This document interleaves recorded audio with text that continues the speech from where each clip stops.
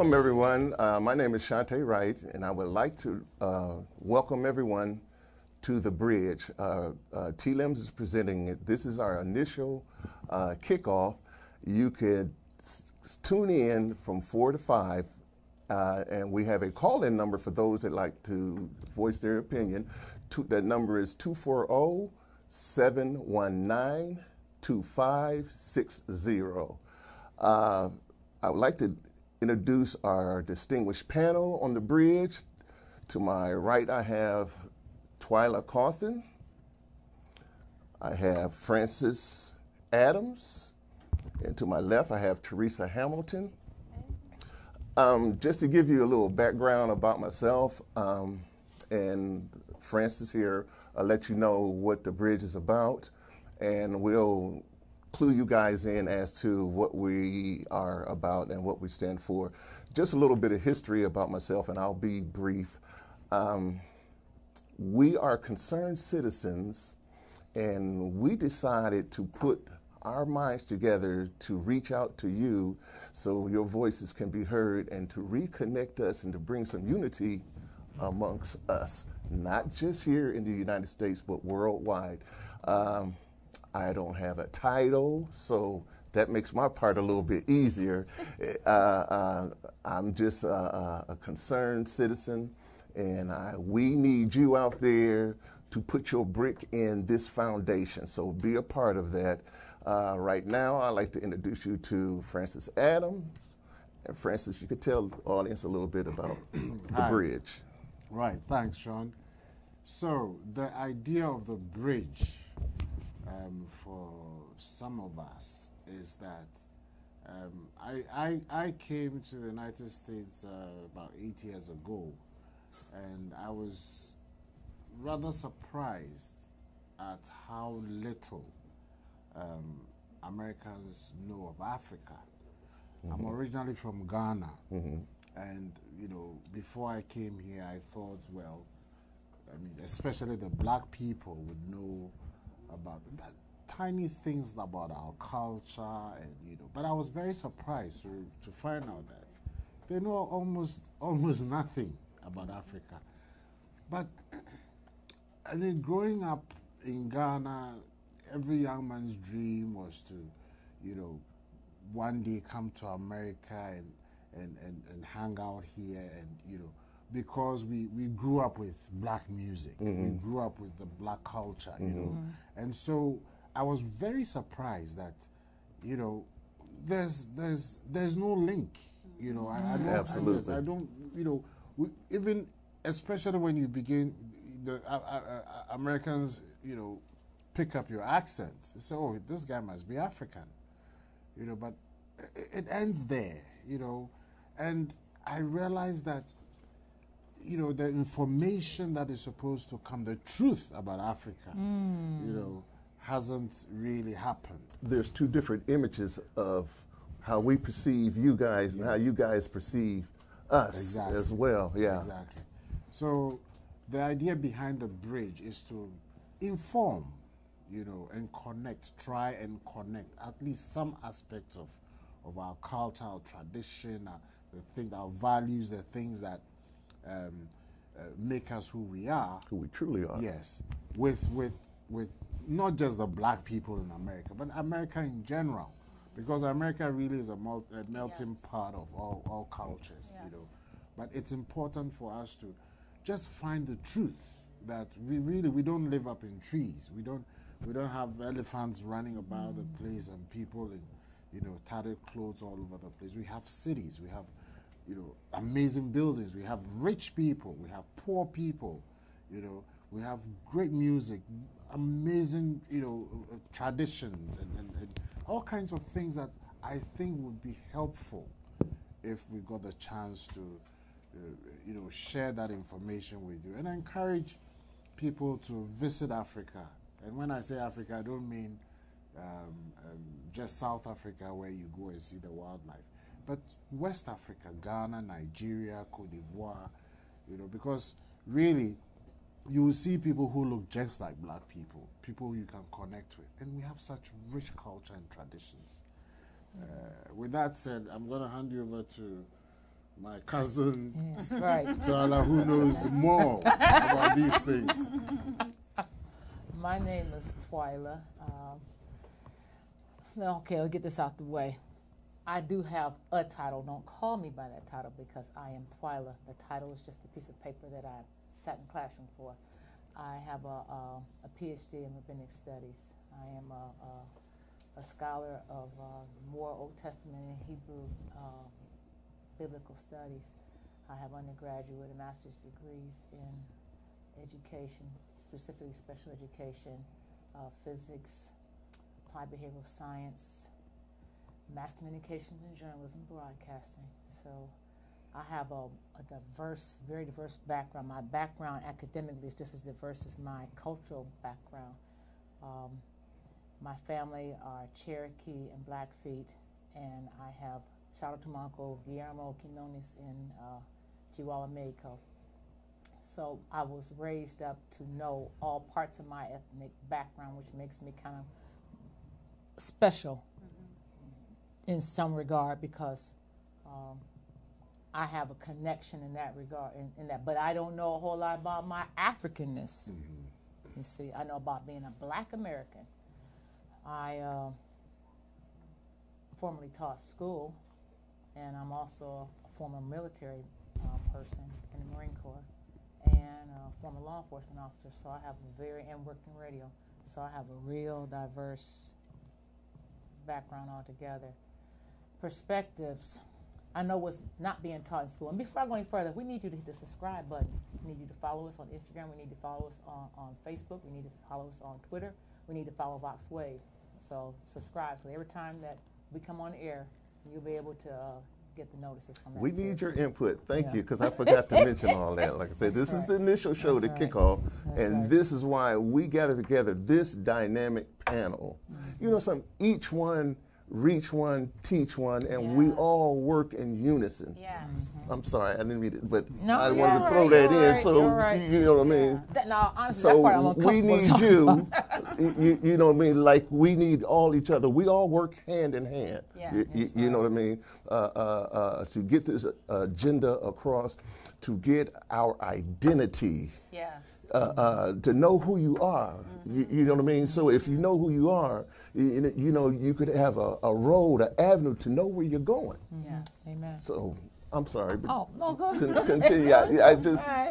I think part of the problems that we have within us is that people who have the book knowledge don't have the heart to reach back, to reach forward, to hold together.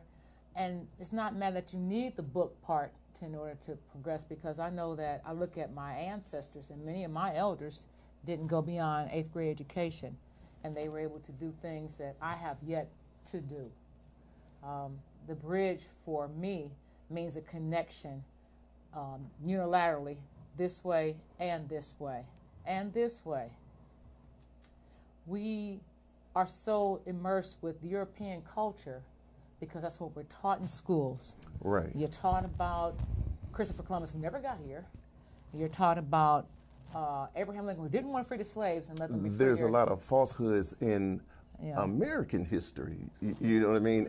And that's just in America, not to mention about our history. That's right. Which is, you know, in a sense, hidden. You don't know about the things we've invented because many of our patents were stolen from us. You don't know about the things that we've created because our creativity was sold out. So our idea about this bridge, this connection, having had the privilege of being able to travel abroad, by being able to see different parts of the world and different cultures. I've never gone to Ghana. But here's the thing. Yet. But here's the thing. The stories that I was told as a child, I found out they were Ghanaian stories. I heard about Kwaku Nancy before I heard about Snow White and the Seven Dwarfs. So I had to go to school and hear about her. And what was the other one? Sleeping Beauty. So there is a connection, the two continents. Right. You see what I mean? And so, like, your grandparents used to teach you that and tell you stories. And you know, we've gotten away from that. I know Roots was a movie, but according to the book, you know, they knew about Kunta Kinte, and Kunta Kinte was passed down to the point Alex comes along.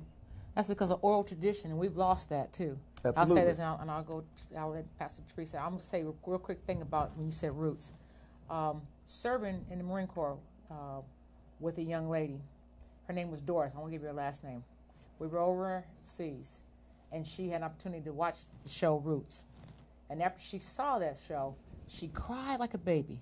She cried, well, I don't understand what to do. So we're talking about this is what happened. Later on that week, we go to a restaurant. And in that restaurant, I'm sitting at the table. I'm the only black person at the table. Everyone else is Caucasian, and then there's some Japanese persons dispersed. And it's someplace like similar to Applebee's. So I'm sitting at the tables, and the gentleman comes out from the back, and he's taking everybody's order. Well, when he comes to take my order, he walks away. He comes back. He has a meat cleaver, and he's just shining up. I'm thinking, well, this is just part of this, you know, getting a meal. And then I'm trying to tell him my order, and he's just rattling off something that I didn't understand. So I did not understand, and he kept on. I'm thinking, okay, I don't need to repeat my order anymore, but he keeps saying the same thing. It took a guy from the Air Force to come from the bar, come over there and tell me. He was telling you, he's not taking your order. There's no ends allowed. Can't you read the sign outside the door? I walked outside. I didn't know what it said, but it said what this gentleman said. So not only did I leave, I walked on out and left, and I was really upset about it. Go all the way overseas for someone to have a racist attitude toward me. I left up out of there, but that same young lady, she was so upset about it. She cried. I just settled it, went to my room, the barracks, and was tripping about it and chilled out. And I was just counting down the days. Now I just want to get up off this place, you know, I'm thinking. This girl went to our company commander, went to the first sergeant, and ended up expressing this. And so I got called in, and they asked me, did this happen? I said, yeah, this happened. They made that place off limits. They went around and found all the other places that were off limits that they made. Any person that was, And so, but that just goes to show that there was someone who didn't look like me, who didn't walk like me, who didn't talk like me, who felt my pain. Wow, that's amazing. So that's a good story. So we are trying to make that connection. And Teresa, it's on you. Excuse me for a second. But see, that shows the importance of knowing your identity. And you know, a lot of us nowadays are living up to the hype. That's not who we are. Mm-hmm. They don't know. Media portrays us constantly in a certain way. Mm-hmm. And again, the bridge is going to break that chain. Right. You know what I mean? And just to let you know, no, all black people don't run around with their pants hanging down. You know, all black women, whatever the stereotypes that may be, you know, that they concern black people. But that's how we're shown. And then there are some of us that are out there that's living the hype. That's not who you are. And you're acting that way because they don't know who they are. Right, that's true. If I keep telling you you're a dog, eventually you're going to go bow wow. And you're a cat. So, you know what I mean? So again, I'm sorry, but Twyla introduced Teresa here. Teresa, you got the mic. Now, since I told on me, you got to tell on you. Well, Twyla knows me real well because I was certainly going to try to ease on out.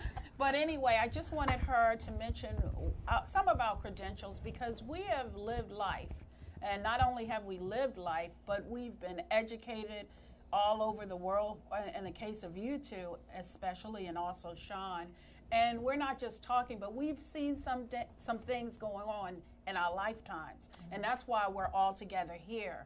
We came together, as Twyla mentioned, we have to learn to share in the hurt and the harm that has happened to us. And we know, especially for African Americans, we as African Americans, except for Francis, as we're starting to learn history as we get older, we are looking and searching for truth. Nothing short of that.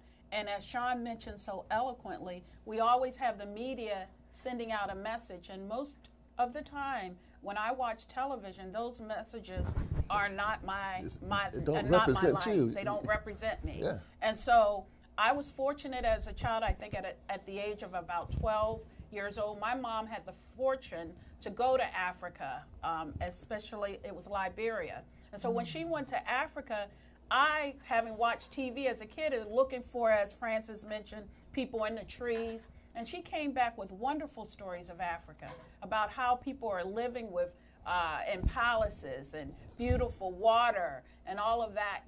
And so I was fortunate enough to at least learn early on. And as I got older, I had a real affinity for knowing, what did my people do as a child? I always wanted to know, well, what did we create? Right. What kind of discoveries did we make? Right. Well, there is a wonderful book, and Dr. Paul Coates, I'd like to give him credit because it's called Children of the Sun. It was written in 1918. And this book talks about how Africa is everything, because it is the cradle of civilization, not just for African Americans, but also for Hispanics, Well, the also world, for actually. white, Yes, the world, yes, everybody. yes, everybody. So we want to come together, and I love your story, Twala, because a hurt that happened to you was owned by someone who didn't look like you. Right. And that's what we want to do. We want to start really being our brother's keeper. And we all have a Christian base. We're not, that doesn't mean that we're not welcoming of Muslims or anyone of any other faith. But every single religion teaches about learning to love and being our brother's keeper. And that's what started the bridge, is that we really feel we're our brother's keeper. And because we're African American people who have lost a great amount of history, we've got to get back to our roots. Because once we get back to our roots, then the crime will cease. That's right. Kids will want to go to school and learn more. We will take advantage of our economic, political, and social rights. Absolutely, I agree with you. Right. You know, Teresa, you know, as you were saying, like I said, I keep going back to identity. Yes. You know something? Let's look at the kids that are orphans that look for their parents because they want to have a sense of belonging. Yes. You know what I mean? Yes. And so now let's use the United States. We're all orphans over here. You know, and so we're looking for our identity. We're looking for our parents. Yes. So we're going to use the bridge to find out who we are. And then when we find out who we are, you know something, we're going to make it so that everybody has an avenue to find out who you are. Yeah. In order, You know what I mean? but in order to desire to find out who you are, first you have to think that you have some type of worth. Right. Exactly. And that's the thing, that we, as black people in this country, we are being beaten down, decimated, massed out. We're supposed to be emancipated, but we're not, because we're still enslaved right here. And our self-worth, we don't think of ourselves as being worth of any kind of credibility except for what's material. We have this thing that if I'm making so much money, I'm successful. Right. If I'm driving a certain kind of car, I'm successful. If I'm flossing this much jewelry, then I'm successful. And we don't even look at the backstory behind that. Millionaires commit suicide every day. That's a good point. Every day. Yeah. Okay? I know a lot of broke folk, no joke folk, might be slow poke folk, but they're still walking around folk. Yes. And you have these millionaires Yes. who are committing suicide Right. every day. So we need to sit back, as black people, we need to reevaluate this whole concept of this prosperity, which That's also good. is a message that we see across our pulpits that's also infiltrating our communities. How many times have you listened to ministers? Now, okay, you don't like what I'm saying, but you know I'm right. Ministers who always tell you that you're going to be rich, you're going to be wealthy, you're going to be rich, you're going to be wealthy, you're going to be wealthy. But those who believe in these books called Bibles and any of these other scriptures or all these holy books, if you look at it, the person that they were following or the personhood they were following was never a person who had material wealth. If you follow, if you're a Buddhist, no material wealth. If you believe in Confucian, he had no material wealth. Taoism, if you're a believer of Islam, there's no material wealth. But that's the message that has been coming across real tough to the point where We're going to shoot someone for their tennis shoes. shoes are made for the tennis shoes. That is for their cars. That's real sad. Couple hours. You know, so I'm glad you mentioned that, and I'm glad you mentioned it, because you know something, this mess needs to stop, you guys. Come on, kids. You know something. Give yourself a chance. You know something. The mentality. That's a hand slap of justice speaking right now. It's gotten so bad that kids, and it's our fault because you know something. We haven't taught and we haven't passed the torch of knowledge down to them, and so when a kid don't see themselves, their mentality is, I won't live to see 17. Yeah. But let me ask you this. How many of us actually really know what to teach? Right. Well, that's true too. Right. So, how many of us actually really know? There are those that is out there that has this information. Even with the ministers, pastors, whomever you want to call them, or your title may be, that has this book called the Bible. That is a book full of knowledge, which is a blueprint of how to govern your life, that they keep this information to themselves. And they may teach a small section in reference to that book or the prosperity aspect of that book. But the true prosperity of that book is L-O-V-E, love. Right. So if you're teaching love, you're talking about God.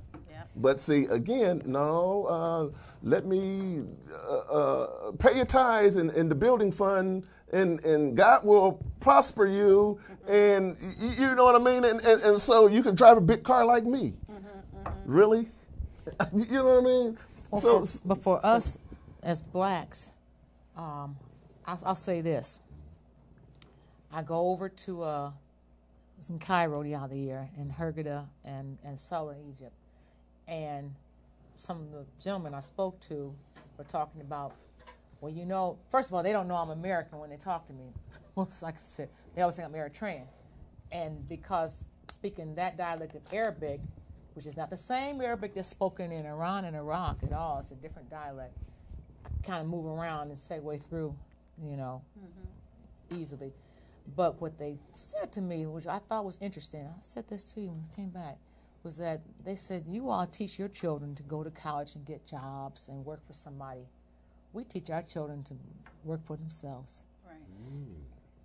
And the young children were working in the stores for their parents. And it wasn't a choice of whether you wanted to work. You were going to work in your parents' store, whether you liked it or not, because they understand. They have a keen awareness about having my own so I can take care of my own. And that's something that we had in this country when we were segregated because we had no choice. And the sad, I'm going to say, the sad stain of integration is that we lost ownership. Right. We wanted inclusion, but at our own exclusion.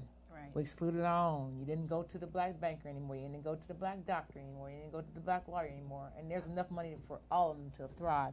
But we lost that in this country, so now we don't have that economic solvency. Right, and I think it really goes back to what Francis has always told us and the little stories he shares.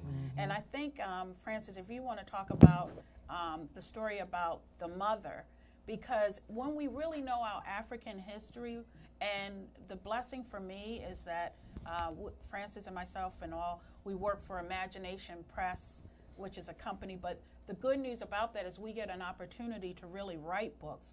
But there's so much, like you said, Twala, basic historical stuff that if we had that bridge connection, we could make a difference. You want to talk about the Queen Mother? So what I've been trying to figure out is how best can we connect, right?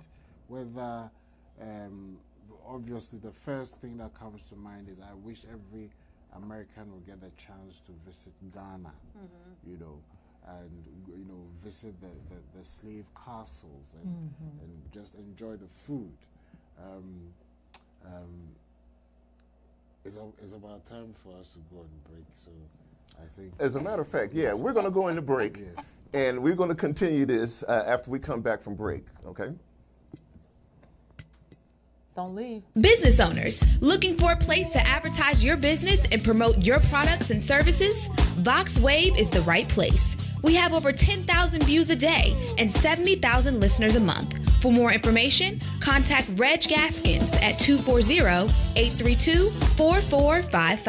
VoxWave now features a streaming radio media player on our website's front page, where local artists can get their music played 24/7. For more information on getting your music in rotation or to perform live at our studio, contact Reg Gaskins at 240-832-4455. Android users, the VoxWave app is now available in the Google Play Store. Download the app today on your Android device to listen in and view programs. We here at VoxWave believe that no one in the DMV should go without a coat this winter. So we partnered with Star Imports dealership for this year's annual coat drive. If you have an old or gently used coat that can still be worn, drop it off with us, VoxWave Studios at 4711 Off Place, Suitland, Maryland, and give the gift of warmth to somebody in need in the DMV. DJ Rick Entertainment. DJ Rick Entertainment, hottest DJ in the DMV area, CEO of Step Your Game Up and the Youth Project Show, the DJ on the Heartbeat Conga Hour, and sound engineer for a variety of bands. DJ Rick Entertainment is your #1 company for all your stage and sound event needs. Call 202-390-1151. That's 202-390-1151. DJ Rick Entertainment.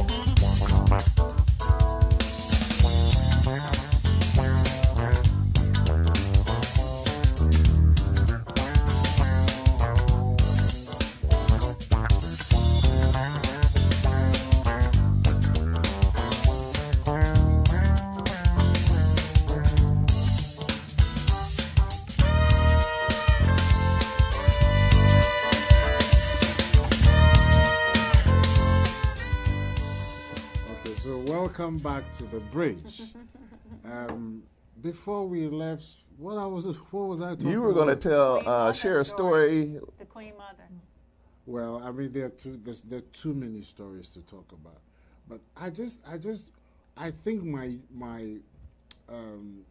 dream is to let especially African Americans know where they came from, you know, and that it is not an S-hole. I mean, it's a place where people live nicely, and people everybody has, you know, their rich areas and the poor areas. But I just want people to just get the chance to visit, you know, go to Ghana and make the judgment for yourself whether, you know, Africa is what you've heard in the past or not. But more importantly, I hear everybody say, oh, he's African, or I went to Africa. No, Africa is not a country. Right. Africa is a huge continent. A continent. Of 54 different countries. You know, and we have all kinds of people, skin color, even hair texture, you know, cultures and traditions, and we have Muslims, we have Christians, we have all kinds of people. So when people say, when I hear that, you know, somebody comes here and says, oh, I went to Africa, and they tell me, oh, I was in South Africa, you know, it really bothers me, because South Africa is like a tourist place where you go see the wild animals and, you know, do your trekking and tree, whatever climbing stuff that you do. But if you want to experience the black culture, which is beautiful, you know, I mean, I was telling Teresa a couple of weeks ago that we had our own ways of doing things before the white man came. Right. You know, one of the things was we brushed our teeth. And you ask, how did we do that? I mean, did we have toothpaste at the time and all that? No, we have certain herbs and tree barks and stuff that we chew into a brush. We chew it into a brush and we use that to scrub our teeth. And it has all these medicinal qualities that prevent your teeth from decaying and prevent your mouth from smelling and all that. So we have all that, and these are things that I wish we could use until the last maybe 20 years.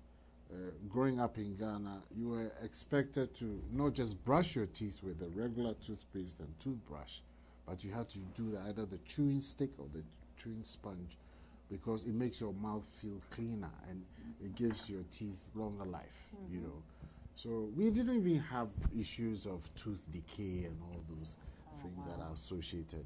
So we have some really cool things that would be nice to share, especially with America, so they get to know,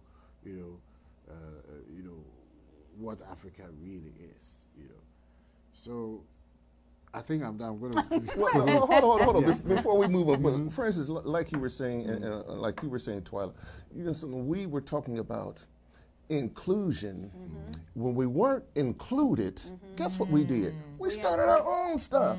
Since you won't let me in your game, I'm going to create my own. Right. Now, and with that, something we had. Let's take the Negro Baseball League for example. Something now. We had all these stars, and our stands were just as filled as their stands. Right. And somebody took a chance. Just like they took a chance to come over there to get us. But somebody took a chance and decided to allow one to come into the league. Right. And once that here we go again. Once that door opened, the gates were flooded in the baseball league. Again, once that gate was open, they was taking boatloads of us. You know what I mean? Or bringing boatloads of us over there. But the point being is, okay, since you don't want to include us, and this is what we got away from, since you don't want to include us, we're going to do it ourselves. Right. And that's what we need to get back to. And I think that's a great point. And my point is always that when you do something well, sometimes it takes a while for people to catch on, but then everybody wants to join. Yeah. And our problems now, especially in the African American community, is that we're not helping each other. We're giving our dollar out to others, and yet we don't have a job to go to. We don't have money in our pocket. We're not, building true assets and true wealth. So like you said, that what we want to get to is a place where everyone is included. And as Martin Luther King said, you're not judged by the color of your skin, but unfortunately for us, there's got to be a change intellectually before we get to that point, because we're not ready yet. We don't know what we don't know. And that's what we're here to do on the bridge, is to help others get to where they go. And I love, before we introduce our guests, I'd like you to talk a little bit about when we had the conversation about the crabs in the barrel. Oh, something, and we seem to have this mentality about crabs in the barrel, and of course you know about crabs in the barrel. The crabs can never get out. There's never a lid, because the crabs, they'll pull themselves down. And so now we've adapted to that mentality. So, let's change that narrative. You know what I mean? Let's change that narrative. Now, as the one crab gets up to the top and he hooks on, then the next crab to go up there to pull him off, don't pull him off, connect. Yes, that's the next crab, connect. Connect. And then the next crab climbs over and started, and eventually we all get out of there. Yes, and that's what we consider the bridge. We all get out of there. So that's what the bridge is trying to do. No, we're not going to leave a crab in the what they come in a bushel or be barrel, like the Marine Corps. We don't leave anyone behind. Yeah. We don't leave anybody behind. So I love that. I'm glad you brought that up, because something like, again, something, even with that, And even with the things that we have experienced, even with the things that we know in our history, you know something?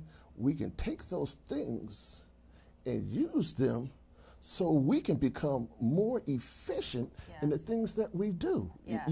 You know what I mean? Yeah. And so, you know something, I bring this up a lot, that, you know something, when we dominated sports and culturally and musically, and how is it we spend billions of dollars a year, how is it that we don't own nothing? How?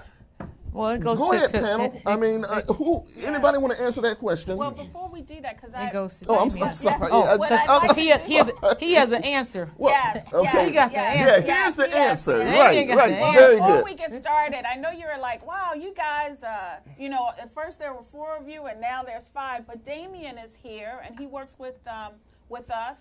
And essentially, I always say this guy is young, but he's full of wisdom. And we stand, even as older people, on almost every word he says, because God has truly blessed him with that wisdom. In addition to that, we'd like for him, because he is a millennial, we want to let you know that we're reaching out to everyone. Across the board, the, young or old. young, Because old, the white, young folks, black, excuse me, the Asian, young Hispanic, folks is going to be the one to carry to on carry the for messages us. for it. You Right. know, like in the village, the what do they call the head dude? The vision elders? No, the elders in the village. Yeah. You know, usually he passed the torch. torch down to, you know, the chieftain the passed. chief. Pass it down to Right. to the young folks. So Okay. Yeah, go for it. Hey, hello everybody. My name is Damien. I work a lot with the youth. I worked in the Baltimore County schools for 4 years. I worked in a group home. I've mentored youth. I've tutored youth in mathematics as well as everything else. I'm a huge avid of books. I love to read and do all that good stuff. And yeah, I really do agree that the youth, they are the ones to bring us out. Like everything that's in us, it's all about taking information and passing the torch, like you guys said, so that they can then take that information and build upon that information, and we can continue to pass that information down and have it built upon it.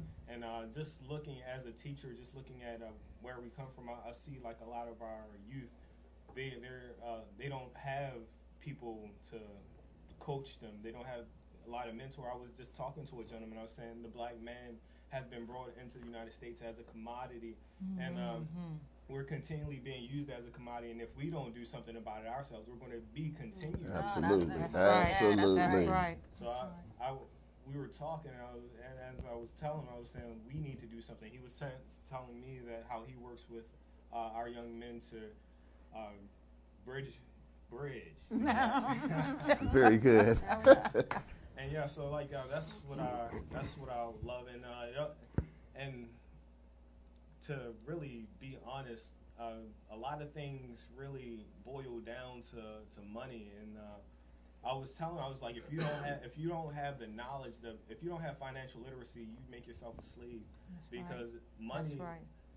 That's right. Everybody talks black and white, but green is the only thing that truly matters. Like if a person, I don't care how racist a person is. If I'm willing to pay him top dollar for his services, he's going to go with me as opposed to anybody else. Absolutely. So I think a lot of the solution is tied in financial literacy, and that's another thing that I specialize in, helping teaching the youth about how to not get in debt, but put money aside, because the more money you put aside and you invest, you're actually, so what debt is, debt spends your future purchasing power. When you invest, you're building your future purchasing power. So you don't want to spend your future by going in debt. And like Twyla was saying, they tell us to go to school, and school does not, going to college does nothing, guarantees nothing but debt. So we try to, I think it's a lot wiser to have being a millennial myself, there's a lot of entrepreneurs in my generation, just showing we help one another, build one another, not crabs in a barrel mentality, just spreading that financial literacy, and especially amongst the youth, build your own, like have something. My little brother told me he didn't want to go to college. I was smiling on the inside, but I asked him, I said, why? He was like, because they don't teach you everything you need to know. and he's only in 9. He's 9 years old, so he's like in the 2nd grade. Wow. And I, Wow. was like, I said, what don't they teach you? He said, well, they didn't teach me how to tie my shoes. I was like, he was like, they didn't teach me how to tie my shoes. I was like, you learned well, because now you know that like when you go to school that you're not going to get everything that you need to survive there. So, but yeah, you know.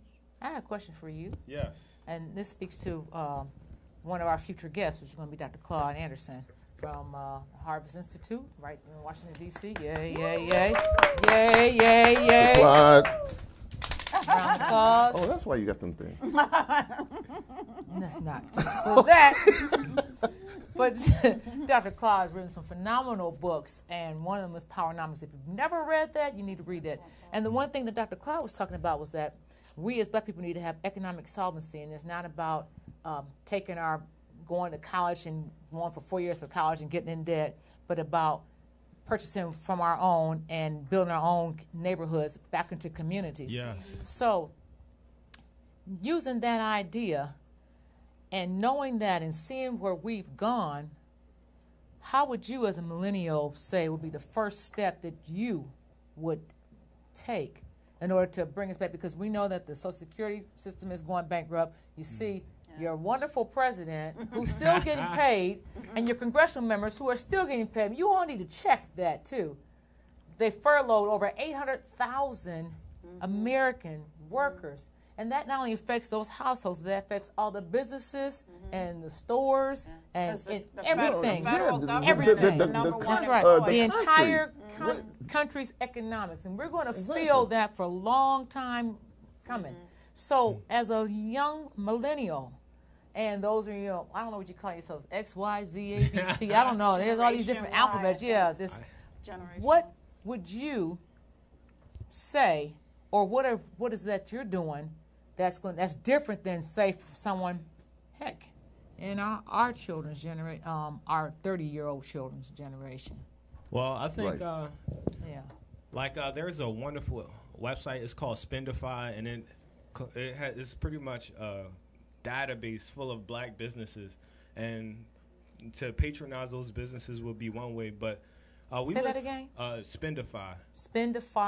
Yes. Okay. And another thing is we're in the era of social media, and I know that kids are on it, but if you can get a child with a business mindset to be on social media at a young age, and it took me a while because I was on there posting selfies, and I was like, wait a sec, what? Who cares? And I was like, I got all of these things I'm doing on the side. Why am I not spreading that word?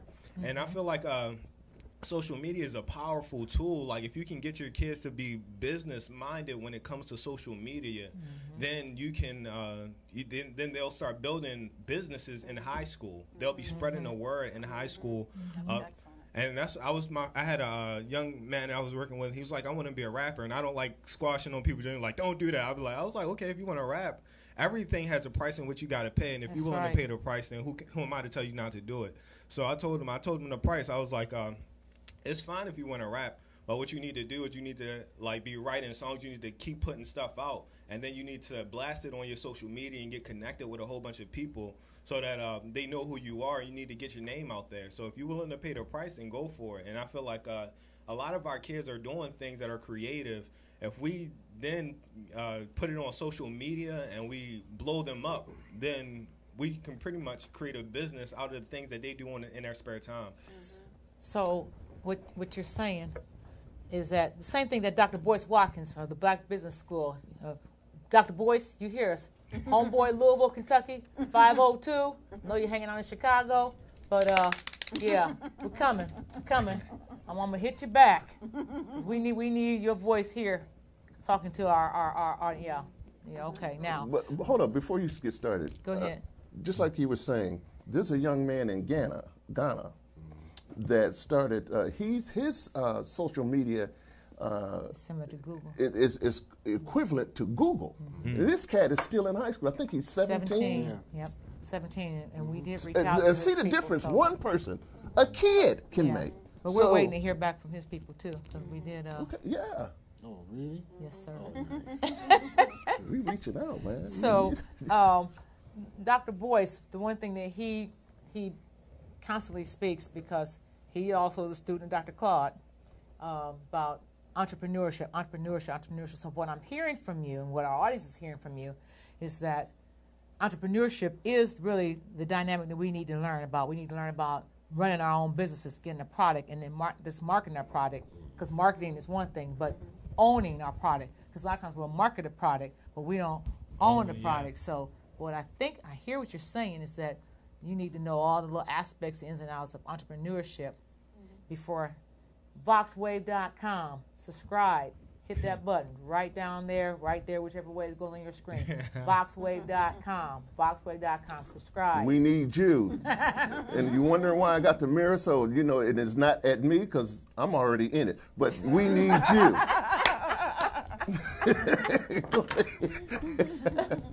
But entrepreneur spirit is that. And before we go, we'd like to thank our sponsors also from Eagle Design and Promotional, in Beltsville's Printing Company, Aqua Clothing, Imagination Press, the Sugar Foundation, and Sweet Unity Farms Coffee. Sweet Unity Farms Coffee is owned by David Robinson, who is the youngest son of Ebony. Of Jackie Robinson. Trying to get his name right. Jackie Robinson. When he gets back here in the States, we're going to get him in the seat here. So we're back with him. And the Ouch Girl, the T-H-E-E, Ouch Girl, which you can hear every Sunday from 1 to 2 right here on VoxWave. Ouch Girl got clothing. Yeah. Thank you, Ebony. We can't knock her out. You need to keep it over there. Yeah, really. This is too corny. You keep that No, one. yeah, See? thank you. Yeah. And he says it's too corny, but he reached for it, right? Okay, so entrepreneur. That's what I'm saying. See, you know, it's in my bag. We need you. See, entrepreneurship. So what you're saying is that we need to be business minded in that regard, where we own. Yes. Like I said, people think they're going to come out of college with a job, and the only thing college guarantees is that. Like that's guaranteed. Rich Dad Poor Dad. He talks about it. He talks about like that, and then like I forgot. I'm trying to remember, but he talks about like he was like the only thing that the guy was trying to make a deal. Robert Kiyosaki was trying to make a deal, and he was like, yeah, and he was like, yo, that's the only thing that has is that. Like, you need to figure out how to create and generate assets. Mm-hmm. Like, and if you really pay attention, if you really look at it, and if you really distill it, we are all assets. Mm-hmm. But the thing is, like, our mindset isn't in a position where we know how to take those abilities and really use them and put them out there so that we can pretty much be paid for those assets. Right, and so that's one of the things that I think the Bridge is going to do is that we're going to do networking. Right. So for those of you who do have businesses and want to shout out, please give us a call. In addition to that, we are going to have events where we can kind of come together. Right. And then there are going to be social and educational events where we talk about entrepreneurship and not to leave those that are working as employees out, because everybody has their own passion. That's right. But what we do know is that businesses business owners are in a position to help others build and make money and hire. So that's right. Why we're also there's government programs out there that's right. Strictly designed for minorities. But let's be honest with that, though. Let's be honest with that. The majority of the minorities that are getting those contracts are Caucasian women. That's true. Well, that's true too. So, but that don't let that stop you from trying. Don't let it stop you know, we need to exhaust every means possible. But what I'm saying is that when you apply, don't get. First of all, I have an issue with the word minority. There's nothing minor. I mean, that's one thing we got to change in our conversation. Yes. If we change that word in our conversation, then they're going to change how it's approached us too. Well, first and foremost, and get this in your head: we are not a minority. We have a big continent, a big continent that's just there. We're all over the world, so we're not a minority. So that's a trick or tool that they use. Just to jump in on what this gentleman here, millennial, was saying. Damien. You know something? It doesn't make sense for me to go into debt in order to gain wealth. And this is, I'm not saying don't go to college, but this is what this college thing do. You take out this student loan. Next thing you know, by the time this thing follows you for the rest of your life. Yeah, even when you're, even if you wanted to claim bankruptcy, it still would be on your end. And it's so crazy because it's like... Didn't Obama pay off his student loan once he became president? I did hear that. He said that was when his student loan was paid. And there are other ways. I know I've got a master's degree, an MBA, and I never had a student loan. So I'm telling you, there are ways Absolutely. not to have to be in debt. Absolutely. I got a scholarship for being left-handed. Right. Yeah. So there's ways and means, and we need to explore them. And you know, a lot of these organizations play off our ignorance, even within the law. A lot of these laws and things, they play off a person's ignorance.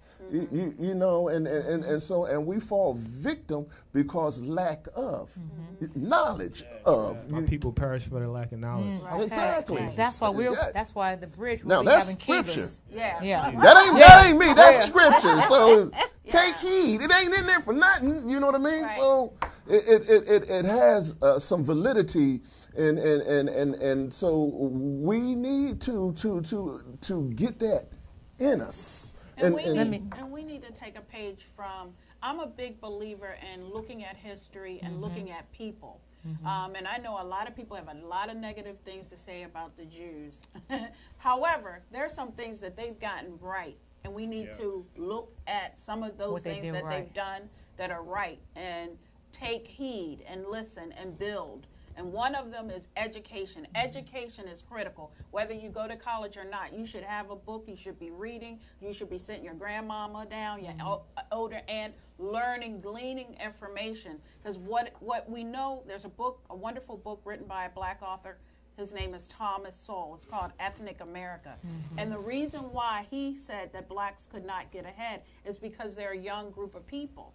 Now, the difference between blacks being young and then Jews are older. But what that speaks to is that we've got to give our people tools to help longevity of life. We don't have Teresa, let me cut you off for just a second. Right. Hold your thought. Right. That's American blacks. African blacks have a history that's been passed down, whereas now again they have an identity, like you were saying. You know, the younger blacks, we are young as blacks in reference to this country, right? But as in blacks in Africa, 2000 BC. I asked you before. I wanted a specific date, but okay.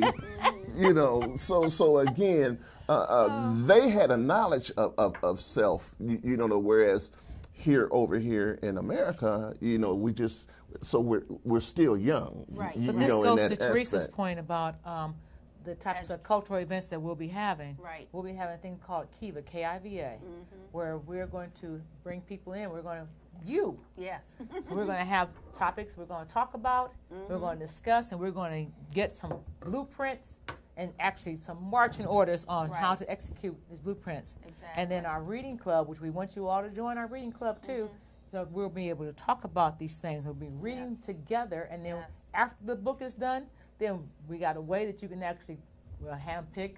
It'll be by random drawing, of course, who can come in the studio and then come and discuss about the book that we all read together. Right. So those are some things that we'll be doing too. And then our other events, we've talked to other persons that are Afro-Caribbean descent.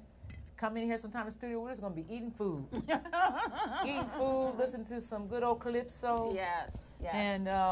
And so we really are talking about connecting to one another, connecting and these learning. dots. And we'll have Miss Miriam Bryce on our next show. Yes. She's a wonderful poet, just a phenomenal poet. Psalmist. Yes. I mean, and so we just need to do whatever we can to uplift each of us, all of us. Right. We are so diverse in talent, and instead of again waiting for a handout, let's create our own platform, and this is the type of platform that we're trying to bring about with the bridge.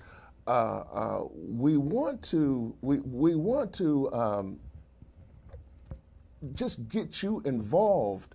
You know what I mean? So if you put your hand in it, you know, I can say, even if you just stir the batter, you're a part of the cake maker. Right, You know what I mean? And so...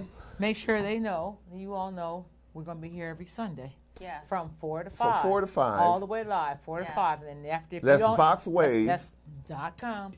And if you don't catch us live stream, you can always catch us back later on YouTube, or you can catch us on SoundCloud, you can catch us on iTunes. But of course, if you subscribe, you won't miss us at all. How about that? Right. How about that? And before the end of the month is over, we'll have Mr. John Cheeks. They'll be in here, and some other esteemed guests talking about reparations, which we always are so hesitant to talk about as Black peoples. We know that other groups of people have gotten recovery and we also got to let you know in our February show, one of our shows is just for the men, where these Black men will be up here talking along with our station owner, Mr. Reg Gaskins himself. So we'll be able to generate conversation, because of course we want you to call in at 240-719-2560. So put that number on speed dial on your phone. Okay. We gotta make a hard break. We're gonna make here. a quick break right now, and we're gonna come back with a special guest. So stay tuned, and we'll be right back. Don't go nowhere. I'll touch that down.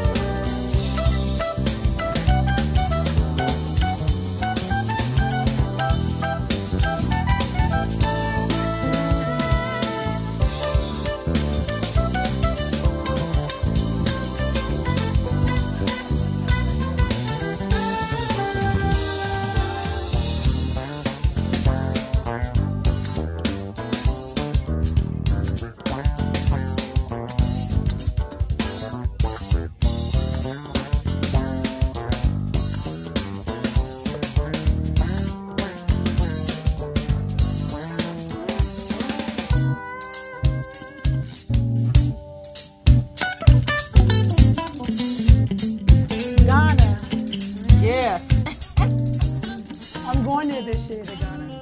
I'll be in Ghana. We all need to travel. Very good.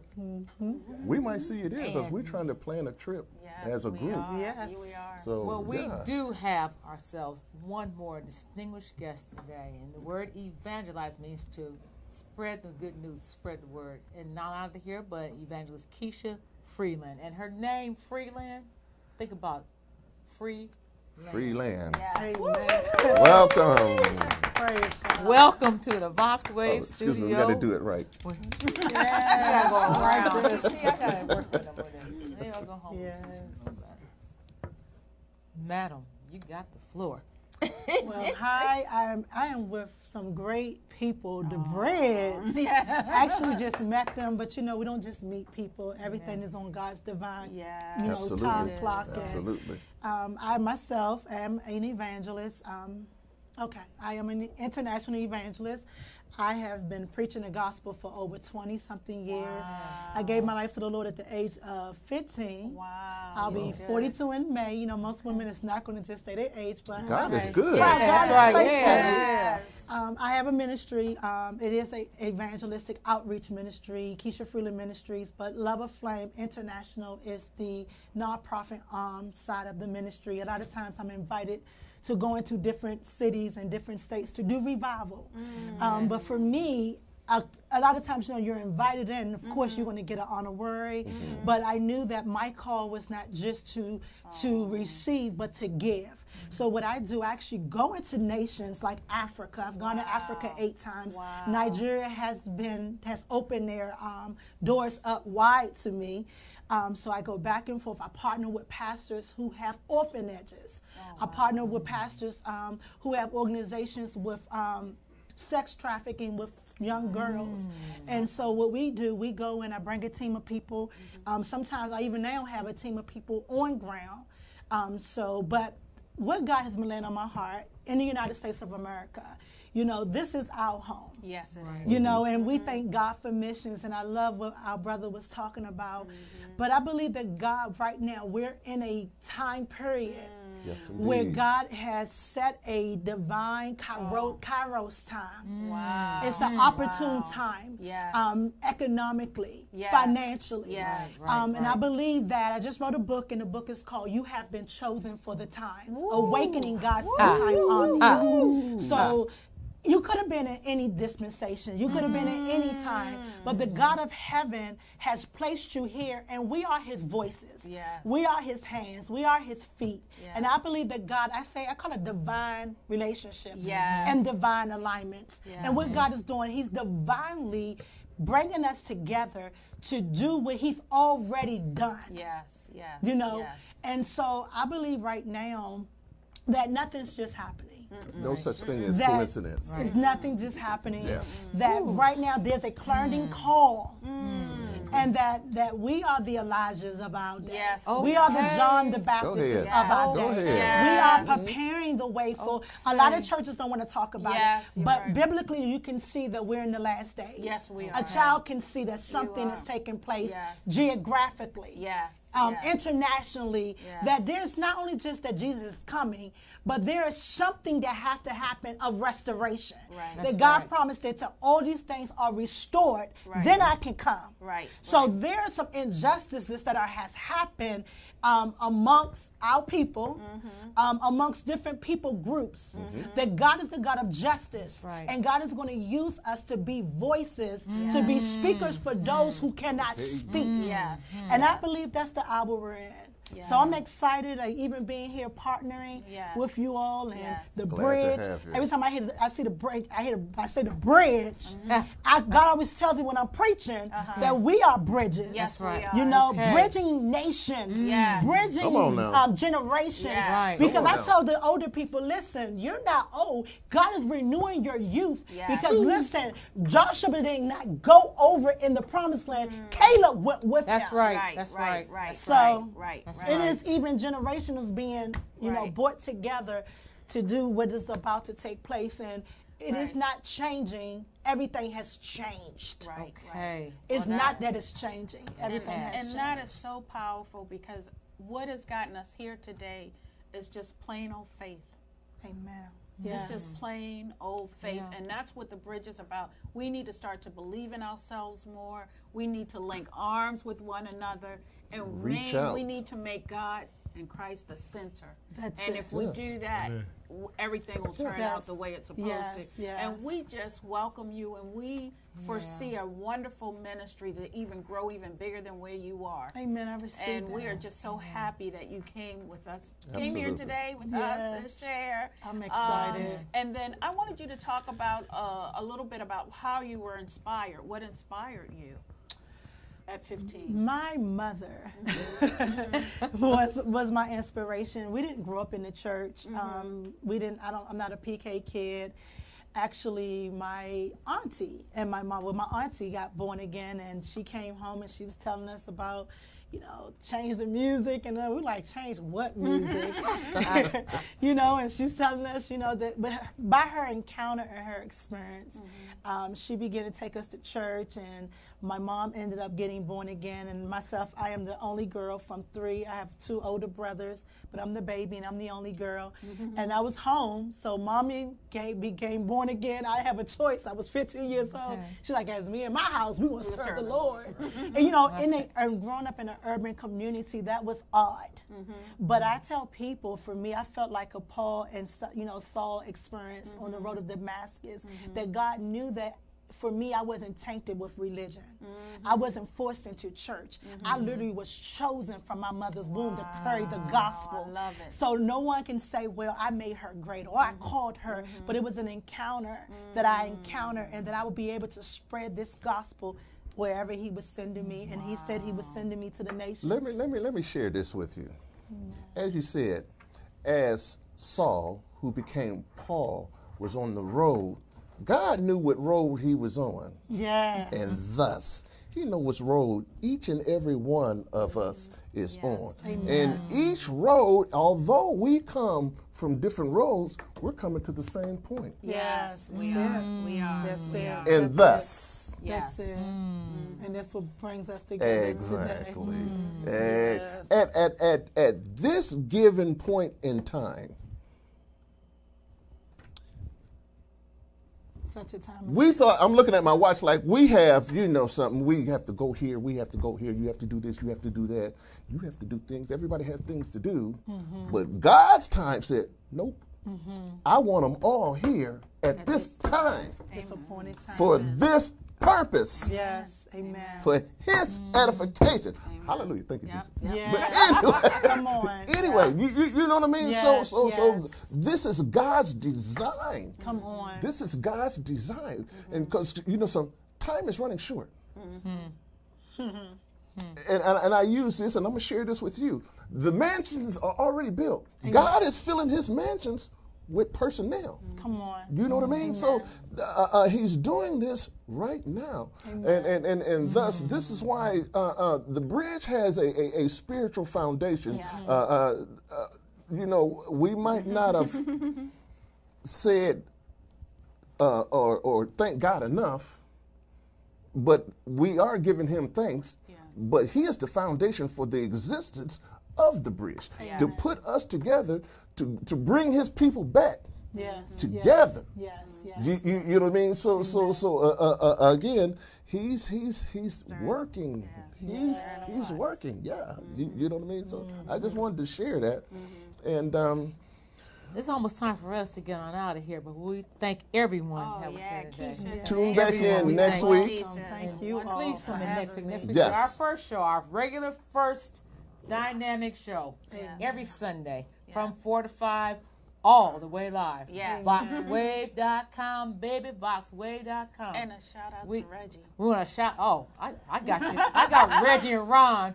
Reggie and Ron, like we used to say in radio, on the ones and twos and doing more than a few. Yes. We thank them because without them it wouldn't be possible. Yes. Give them that number to call in. We're going to try to have a call in too as well, because we want you to participate and to be a part of this, because it's about you. It's not about us. Yes. It's about you. And support our sponsors. It is about us all, but it's not just us. It's about you. So we want your input. We want you to be involved. Be a brick in that foundation. Right. And support our sponsor, the Sugar Foundation.